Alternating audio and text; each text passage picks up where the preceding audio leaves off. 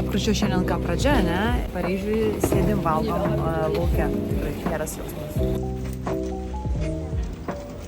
Noriu Jums parodyti savo tokius mėgstamus dizainerius. Tai vienas iš tokių yra berods New Yorko prekės ženklas Arlington.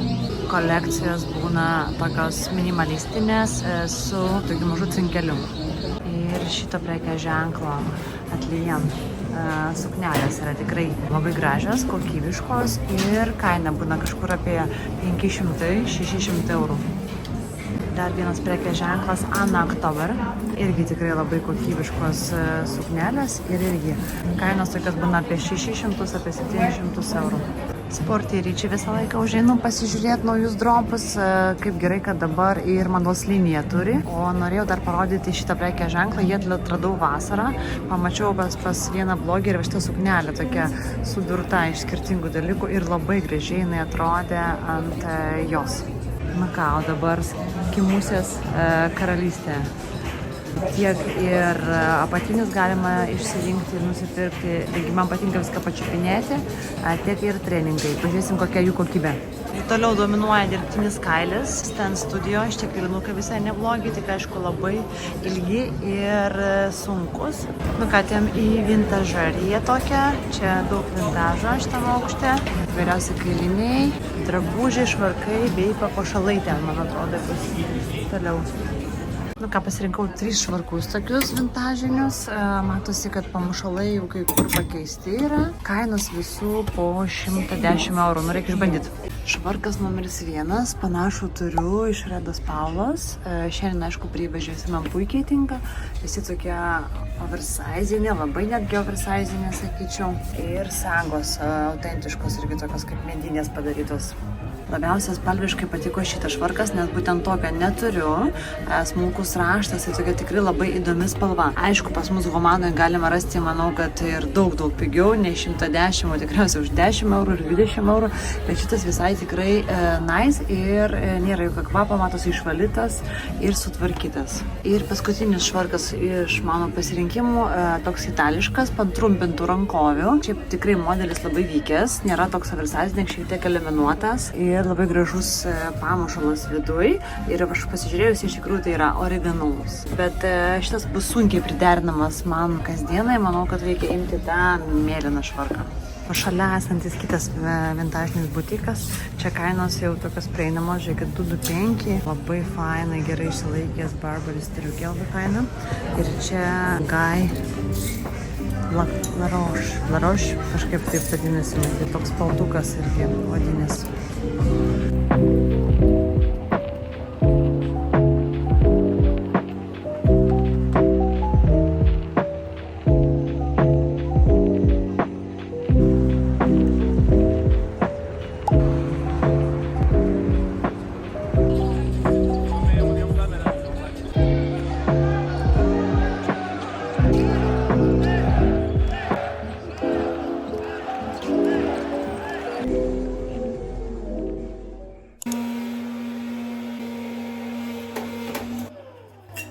Aš manau, kad tikrai pats laikas man nusipirkti Dysoną ir vedžioti su savimi kelionės. Su savim turiu visada kiaunės tą mažą tokį plaukų laką. Jisai suteikia blizgesio ir užfiksuoja plaukus. Daugiau nieko nenaudoju, kad būtų natūralus kritimas. Ir paskutinis dalykas prieš išeinant, tai yra aksesuarai. Šiandien aš šitas Zara apyrankės deduos, kad įvaizdis būtų įdomesnis, kadangi yra visiška basic paprasta medvilninis long sleeves, tai būtent tokios apyrankės suteiks išskirtinumo ir įdomumą.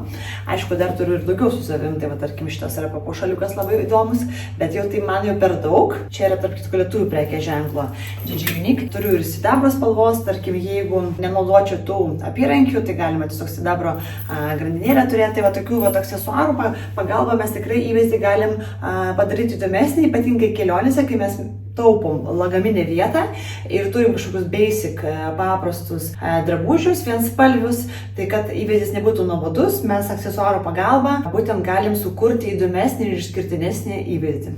Tai vakar buvom Žalgiry, vakar buvau šopingo, vakar skaniai valgėm, buvo puikiai diena, nepaisant to, kad buvo žiauriai mažai miego, tai 3 valandą ryto kėlėmės, skridom per Rygą. Prieš tai diena buvo super intensyvi, Tad atrodžiau tikrai nekaip, o šiandien jau visai kitas rytas, kitas vaizdas ir norisi pasipuošti. Tai pasitarkim, tai tos apyrankės, diržas, man atrodo, kad jau per daug visko čia, nes dar bus ir karameliniai kailinukai, dar neaišku koks rankinukas ir dar batai. Ir man jau lygtais per daug norisi be diržo.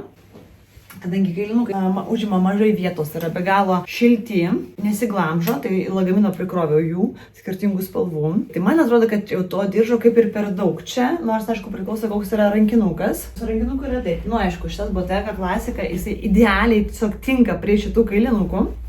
Labai gražiai, bet nežinau, vis tiek dėl to diržo jau man kažkaip, per daug šiandien jaučiuosi. Ir dargi ir šalikas yra. Nu, Bottega tai tas virstos odos labai sunkus ir tikrai daug užima vietos. Bet aš dar pasiėmiau šitą Balenciagos, mano mėgstamiausia. Jisai super lengvas, talpus, bet aišku, čia jisai, visiškai netinka. Tai Balenciaga jaučiu, aš jį taip ir nepanaudosiu, nebent vakare prie juodo odinio lietpalčio, kurį vakar nusipirkau ir labai noriu jums parodyti, bėgu. Tai yra mano mėgstamų prekės ženklo, The Frankie Shop. Aišku, vienas labai svarbus dalykas, viskas pas juos labai oversize ir ne viskas labai kokybiška. Reikia visada pažiūrėti, pasimatuoti. Šitą aš turėjau tokį pilką lietpaltį, bet dabar nusprendžiau, noriu labai stipriai juodo tokio odinio lietpalčio. Jisai nėra super šiltas, bet yra super ilgas. Tai nusipirkau vakar šitą ir manau, kad puikiai tiks. Toks variantas, kaip dabar jaučiuosi, dar vienas diržas. Ir dar papasakosiu vieną dalyką, ką vakar galvojau, kad aš nusipirksiu, aš nenusipirkau. Tai aš galvoju, tą mano Atiko rankinę, labai irgi tokia oda primena. Tada, žiūrėkit, juodi akiniai. Tokie. Visiškai matrica, bet dabar manau, kad puikiai man tiks. Toks variantas ir taip jausius gerai, kas bebūtų. Čia puikiai tiks į šitą rankinę, kurią aš sugebėjau irgi pasimti. Čia jau Paryžiuje 3 dienas aš jau čia tokius įvaizdžius serviruosiu, tai 1, 2, 3, 4 rankinės. Tai su viena skridau, nesiskaito, tai 3 buvo dar ir lagaminės krautas. Tai irgi puikus įvaizdis ir su zebrinė rankinė, jinai absoliučiai tinka bet kur ir bet kada. Jeigu norim ryškiau, imam vyro Supreme megztinį, jeigu yra šalta, tarkim, ir tiesiog ryšam čia, kaip akcentą, kaip šaliką. Kažkur vakar ir zebras, viskas. Ir nieko daugiau nereikia. Na, aišku, čia jau apyrankės šitos netiks. Tai toks įvaizdis. Iš savo sąrašo, kiek aš buvau pasidariusi, ko aš noriu nusipirkti, tai vieną dalyką nusipirkau iš 7, man atrodo. Aš turiu šitą diržą, jisai yra be galo praktiškas, labai tikrai jį rekomenduoju, bet galvojate apie vieną gerą kokybišką diržą, nes jisai yra dvipusės. Tai vieną pusę jūs galite nešioti juodą, kitą gold vadinama ta. Tai tarkim, jeigu aš noriu prie rudo, tai aš renkuosiu šitą, ir netgi man atrodo, man šitas šiandien čia labiau tiks prie tų kailinukų negu šitas ryškus miumių diržas. Ir aš galvoju, kadangi aš turiu tą aukštos spalvos sagtį, aš nusipirksiu, nueisiu, taigi galima atskirai viską pirkti, nes taip aš ir pirkau šitą diržą. Pirkau atskirai sagtį, rinkau ir atskirai diržą. Ir sakau, aš pasimsiu sidabrinę ir aš turėsiu juodą diržą su sidabrinė sagtim, nes man kartais trūksta sidabro, kai aš nenoriu to aukso, nes jinai tokia pakankamai ryški. Sako, ponė, sako, čia taip ne, jūs turit pirkti iš naują diržą ir tada pasirinkti sidabrinę sagtį. Nu kam man 2 tokie patys diržai, tiesiog su skirtingom sagtim, nesąmonė, absurdas. Taip, pabandom tada dabar kailinukus dėtis prie šito spalva, kuriuo netokia ryški yra. Šalikas, aišku, jo čia ir nesimato, čia aš manau, kad gal labiau tik tais dėl mano pačios, kad džinsai nekristų stipriai. Ir tie patys Aidės batai, nors jau čia yra blogai, nes jie yra šalta spalva, kailinukai yra šilti, aišku, gal džinsai viską jungs ir taip nesimatys. Ir ta Bottega rankinė, kuri absoliučiai tobulos rudos spalvos, tiko tik vakar ir prie šviesių kailinukų. Krenta telefonas. Tiek manau, kad ir čia tiks. Toks manau, kad įvaizdis ir dar šiandien jau taip šviesėja, saulė šviečia. Tikriausiai šitie Atiko akiniai čia tiks. Nu va, dar tik tais trūksta batų. 12 valanda dienos, pusryčiai, taip atrodo mano pusryčiai ryte, taip atrodo po Žalgirio rungtynių vyro pusryčiai. Šiaip gerai atrodo, reikia tą bulvytę vieną iš tavęs. Milda man rekomendavo šitą vietą. Sakė, čia yra geriausias desertas, dėl kurio verta atskristi į Paryžių ir jį paragauti. Neparagauti.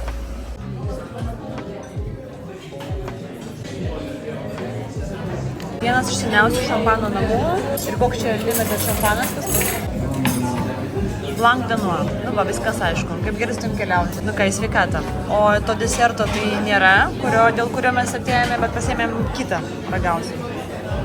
Štai ir desertas atkeliavo. Viduje bus kremas, man atrodo. Čia dar toks indelis su tokiais sausainiais pratiptais įvairiausiais. Žiūrim, kas viduje. Jo, čia toksai kremas. Labai skanu. Žiūri skanu. Kitą kartą tikrai reikia ateiti dėl šito deserto, nes čia yra valgomas tas puodelis ir viduje irgi ten kremas ir dar sakė, kad eklerai yra jų best. Kečiausias Paryžiaus šefas dirba būtent eklerų, tai verta jų paragauti. Šiaip maistas gerai atrodo. Aš pati šitam rajone esu pirmą kartą. Mes nuo Montmarto, mūsų viešbučio, leidžiamės žemyn link Louvro. Tai būtent šita vieta tikrai labai įdomi, labai daug įvairiausių kavinių, maisto, žmonių stilingų. Pažiūrėkit, kaip žmonės atrodo stilingai. Kokie faini papuošalai ir pažiūrėkit, kokios visai nedidelės kainos. Reikia užeiti į vidų pasižiūrėti iš arčiau, kas čia yra. Tarkim, pažiūrėkit, šitą apyrankę tik tais 55 eurai. Kaip jinai gražiai atrodo ant rankos ir labai lengvutė. Šitos apyrankės irgi labai gražios ir irgi kainos tikrai labai prieinamos. Tokia apyrankė 39 eurai. Manau, kad jie kiekvieną dieną galima nešioti ir pažiūrėkit. Čia yra dar daugiau. Šitą irgi labai graži. Prekės ženklas taip vadinasi.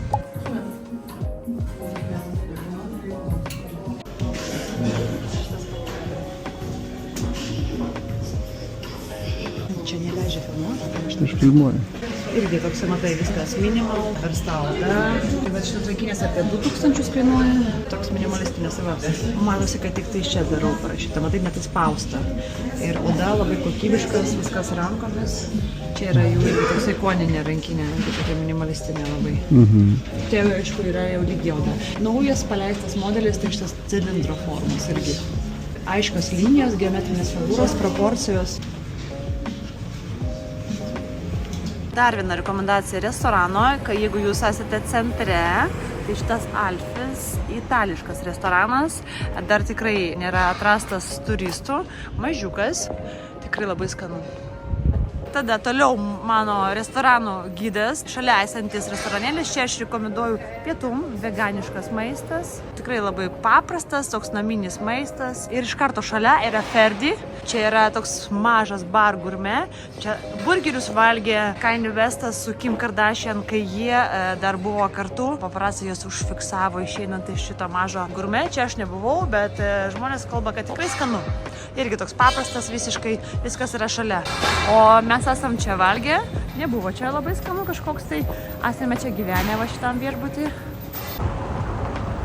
Nu ką, kitas taškas vyriausių parduotuvių, tai Avenue Montesh. Mes matom Diorą ir čia yra pagrindinė jau parduotuvė tokia, labai gražiai pasipuošusi, ikoniniam rankiniam Lady Dior ir ten yra Dior galerija, galima aplankyti tą muziejų, ten yra einant toliau plaza, ten ir tas lygiainis viešbutis istorinis ir čia yra vienas iš tokių restoraniukų, leidinių, tokia popsinė vieta pakankamai, bet labai visai skanu. Va šitą vietelę, fancy. Labai faina, kad terasa pas juos dirba ir galima terasų dar pasidėti. O mes einam į Alają, pagrindinis jų butikas ir ten irgi yra kavinukė, kurią norėjau nueiti. Naujas Alajos rankinės modelis nerealiai patogus, labai gražiai atrodo. Yra verstos odos ir toks juodos spalvos. Ir yra dar mažesnis dydis.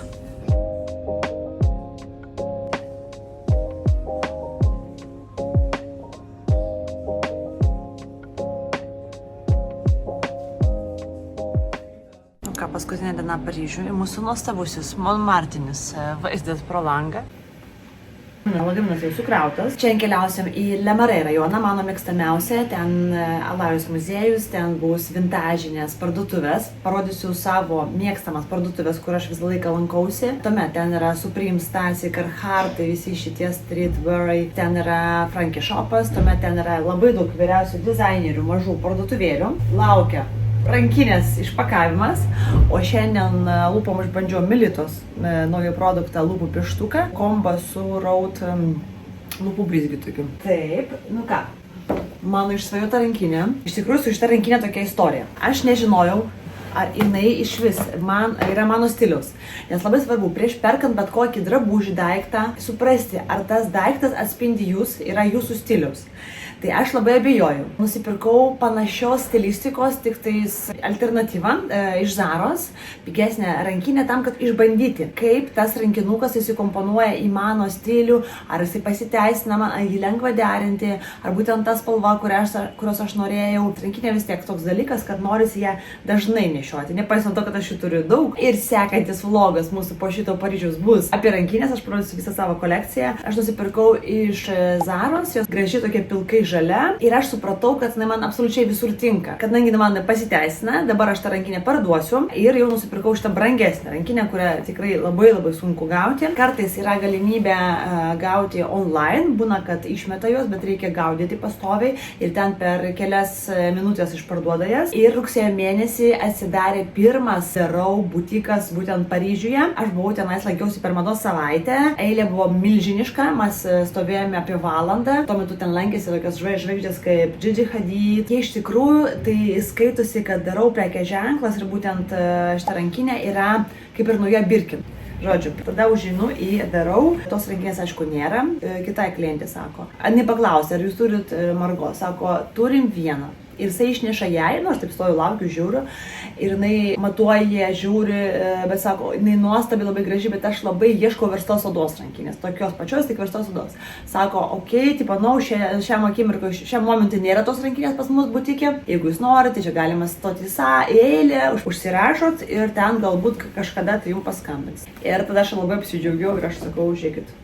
Duokit man ją. Ir aš ją pasimatavau ir taip ir visai ir naip ir suprantu, kad visiškai tinka, absoliučiai tobula rankinė, ta prasme, nerealiai įsikomponuoja. Ir, žiūrėkit, visų pirma įpakavimas. Jokio iš vis, netgi ant maišų, jokio ženklo nėra. Čia yra viskas apie minimalizmą, apie tylią prabangą, jokių logotipų, jokių ženklų, apie tiesiog gerą kokybę ir kas žino, tas žino. Toliau, tiesiog maišas, irgi be nieko. Ir tuomet rankinė Margo Bag, pilkos spalvos. 15 dydis, super universali, super praktiška, super graži ir kadangi aš turiu jau juodą Birkiną, tai tikrai nenorėjau jo savo juodos, o pilka yra ta spalva, kuri tikrai absoliučiai visur tinka. Irgi, žiūrėkit, jokių logotipų. Aišku, apsaugos čia yra. Logotipas yra vienintelis, čia. Kas yra viduj? Dar maišų, vietos tikrai yra labai daug, ten yra medžiaga šviesi, pora kišenių, viskas labai patogu, jinai išlaiko savo formą, net ir be popieriaus, kas labai svarbu man. Tai tokia šita rankinė, kurios labai seniai norėjau, bet supratau, kad dabar rankinių turiu tikrai per daug ir reikės kažką parduoti iš savo rankinės kolekcijos. Tai kai atvažiuosiu, grįšiu namo, tai tikriausiai savaitgalį darysime kažkokią tai spintos išpardavimą. Tai mano du pirkiniai yra tokie, tai tas vadinis paltas The Frankie Shop ir šita rankinė. O dabar keliaujame į miestą. Levarė rajonas, tai vienoje gatvėje iš karto ir Stasi čia parduotuvė, priešais ir Carhartas. Toliau čia Baš, kitoje pusėje Birkenstock visa parduotuvė, The Couples. Nu ką, pirma vintažinė parduotuvė. Įdomus, yra nemažai vintažo, bet yra ir kažkokių tokių keistų dalykų. O čia yra viena iš mėgstamiausių, būtent Levarė rajone mano kavinė. Labai paprastutė, labai skanu, faina sėdėti lauke, žiūrėti žmonės turlingus. O va ten yra gera kavos vieta. Ir čia pat šalia yra maisto turgus, labai daug skirtingų virtuvių, tokie maži kioskeliai, galima paragauti įvairiausių šalių maistą. Čia pat galima nusipirkti ir daržovių, vaisių, riešutų įvairiausių, mėsos, jūros gėrybės. Tai mes šiandien savo pusryčius nusprendėm pradėti su šabliu ir austra.